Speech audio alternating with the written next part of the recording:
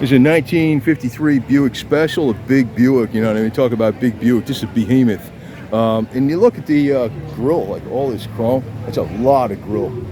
If you need two guys to pull this grill off, man. I mean, you know, to lift it up. Oh, I didn't even notice this. You see how you got Buick stamped right into the grill? See that? It's like just right in there, mold. Like, wow, it's like a subtle touch. Got your Buick emblem right in the front. Man, that's a massive grill. The turn signal parking lights incorporated in the front with the headlight bezel.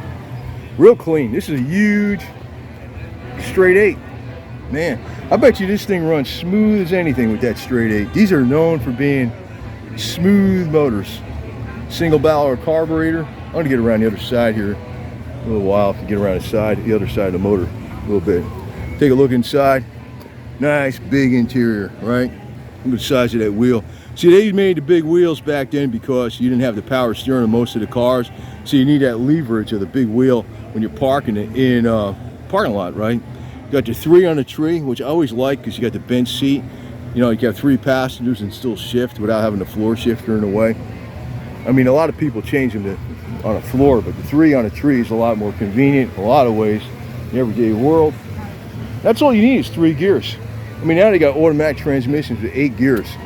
You get away with 3. If you got an engine that has a good torque curve, you know, if the engine has a torque curve that it pulls good from like 1800 RPMs up to 5,000, pretty much the same torque, you don't need to be shifting that much. So like with 3 gears and a good engine with a good torque curve like this straight 8 that's in here, you would not need to be shifting gears much anyway. It's almost like, so you shift into second once in a while or something when you're going up a big hill or something at slower speeds. It's almost like an automatic. And you know, everything was smooth as anything. These cars rode nice, and you can look also out at the the trim here, which is absolutely awesome. How it swoops in there, it's all sculpted. Big old, this is like, they made the radios look like a big jukebox back then. You notice that? That's why they have that. It's like one big speaker in the front there. Made it look like a jukebox. All the controls and stuff are right there too. That was the styling. Make it look. That's what the jukeboxes look like when you went to the diners. They'd have the jukebox in there. Buick valve in head. So this is like, in other words, it's not a flathead. The flathead has, you know, the valves in the block. So this was, you know, high-end technology back then. Like it was overhead valve in the head.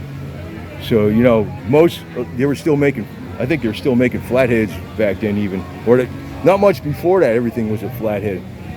Even like the Chrysler Slant 6, it didn't come out till, the Chrysler 6s that were in the 50s, I think they were flatheads too. Maybe I'm wrong about that because I'm trying to just do from rote memory, but I think it was in late 50s they came out with the overhead valve. So a lot of cars, so that was something to brag about. You didn't have, it's not a flathead, it's actually an overhead valve straight 8. And oh, that's your Ace oil filter. So the oil filter with that little line like that, is that how that works?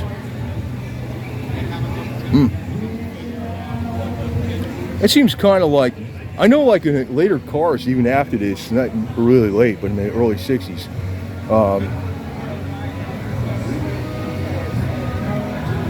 and this looks like all original, so whatever that's the oil filter, I assume, man, but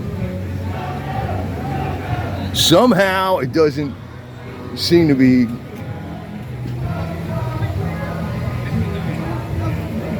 got a little line like that. I don't know, I guess so. He's got the, you could shut off the heater core if you want to right there. He's got that switch for it. These are your air intakes. You notice them going back from the back here. So that comes up into the front, right? Probably not doing the best job of doing it because I don't know everything about all these cars, man. You know? So your intakes are coming into this right here. That's your air intake to the inside.